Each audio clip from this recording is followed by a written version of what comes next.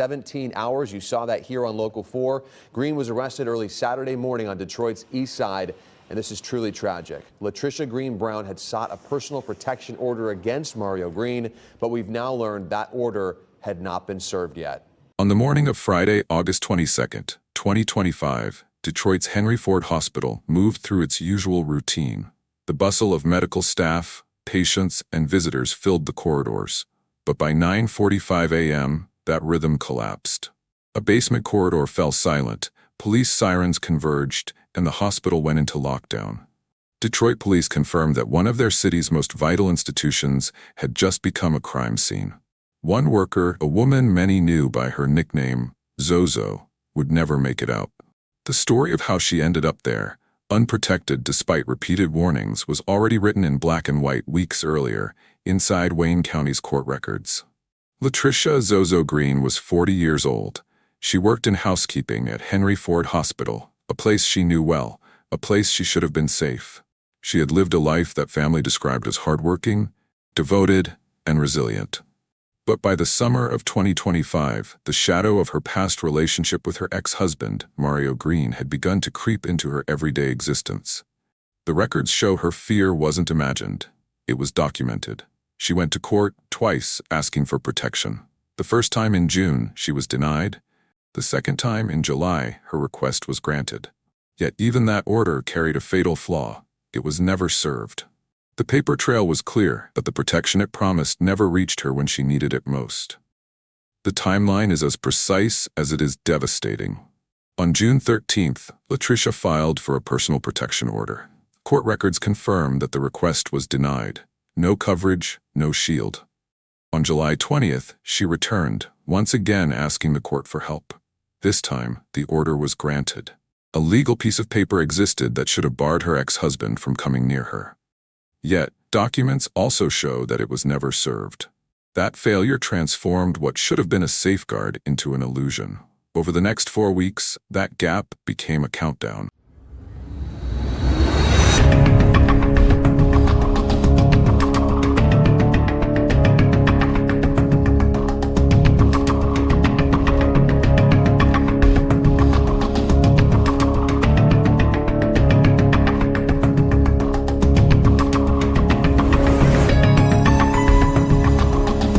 Then came August 22nd. At 9:45 a.m., shots rang out in the basement of Henry Ford Hospital. Employees scattered, patients were rushed to secure locations, and police locked down the building. Latricia Green lay mortally wounded. By the following morning, August 23rd, Detroit police had identified their suspect. Around 3 o'clock that morning, officers arrested Mario Green. The charges came quickly. On August 25th, Wayne County Prosecutor's Office announced that Mario was charged with first-degree murder, multiple firearm offenses, and aggravated stalking. The press release made one thing clear: this was not a random act of violence. It was the continuation of a pattern, one that Latricia had tried to stop with the very system designed to protect her. The evidence began to pile up. From the Wayne County Medical Examiner's report came confirmation of a close-range gunshot wound. Prosecutors also noted that Mario Green had been prohibited from entering the hospital premises after prior conduct, another warning sign that the system had documented but failed to fully enforce. Court filings added another layer: a co-defendant named Barnett, charged with accessory after the fact and lying to police. Each document reinforced the same theme. The red flags were there, stamped, signed, and filed. But none of them stopped what happened in that basement corridor. And then came the most striking receipt: the protective order itself. Granted on July 20th, just over a month before the shooting, the court record bore the words, "Not served." A single line, easy to overlook on paper, but devastating in reality. At that moment in the documentary, viewers would see the header of the PPO document, the date, and that line underlined in red. That receipt, more than any other, marked the difference between what should have been protection and what ultimately became failure.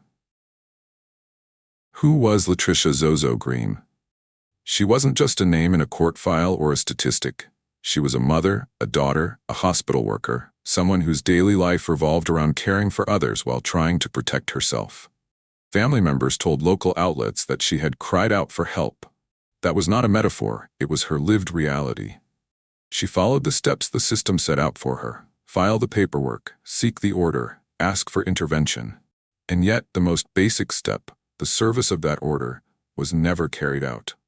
By the time she lost her life, the gap between her actions and the system's response had closed. The result was irreversible. In moments like this, it's important to pause on verified human detail. Latricia's work in housekeeping at Henry Ford Hospital wasn't glamorous, but it was essential. She was part of the team that kept the hospital running, a backbone role often invisible to the public, but crucial to patients and staff alike. That's where she was when her life was cut short, in a place where healing was supposed to happen. Context also matters. Michigan has long tracked domestic violence lethality risk statistics. According to the Michigan Coalition's 2024 report, the presence of prior threats, stalking, and unserved protective orders are known risk factors for homicide. That's not theory, that's data. The numbers make clear that Latricia's case was not an isolated anomaly. It fit a pattern that experts have warned about for years. When protective orders are denied or delayed in service, the window of risk remains wide open. As of September 2025, official records confirm that Mario Green remains charged with first-degree murder, firearm counts, and aggravated stalking. His co-defendant, Barnett, faces charges of accessory after the fact and providing false statements. A preliminary hearing is set for November 6, 2025, at the 36th District Court. Those are the facts on record. Nothing more, nothing less. For viewers following this case, the facts form the backbone of understanding. There is no need for speculation, no need to invent motives or backstory. The receipts already say enough. The police releases, the prosecutor's statements, the medical examiner's report, and the court filings, all align to tell a story that is devastating precisely because it is documented so clearly. It is in that clarity that the broader tragedy becomes impossible to ignore. Latricia Green did what society asks victims to do. She filed, she returned, she persisted. And yet, her protection remained only on paper. The very line, "not served," became the gap through which her life was lost. When a protective order exists but is not enforced, it is less than a shield. It is a hollow promise. And in this case, that hollow promise ended in a hospital lockdown and a grieving family. Detroit Crime Stoppers has continued to encourage community members with information to step forward. Public participation remains a vital part of the investigative process, and officials have stressed that every verified tip matters. But in this case, the broad strokes are already known. The suspect has been arrested, the charges are filed, and the court date is set. What remains is the trial and the ongoing question of how a preventable tragedy reached this point. It's essential, in telling stories like this, to remember that these are not just narratives, but warnings. The official documents do more than capture the past. They illuminate the gaps that still exist today. When orders of protection are denied, delayed, or unserved, the risk isn't theoretical. It is immediate, measurable, and in Latricia Green's case, fatal. That is why advocacy groups in Michigan continue to push for reform, ensuring that every order is not just granted, but delivered, enforced, and backed by real consequences for violation. As we close this account, the receipts remain on screen. Detroit Police Department release, August 22nd. Wayne County Prosecutor press release, August 25th. WXYZ Investigators Report from July. Wayne County Court filings from June and July. Fox 2 Detroit and KGNS family statements. Wayne County Medical Examiner's note. ABC News confirmation of the arrest. Each one reinforces the same truth. This case does not rely on rumor, speculation, or hearsay. It rests entirely on documented, verified fact.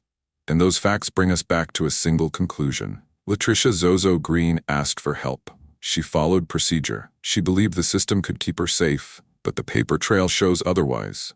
The order was granted, it was never served, and within 4 weeks, her workplace was transformed from a place of healing into the site of her death.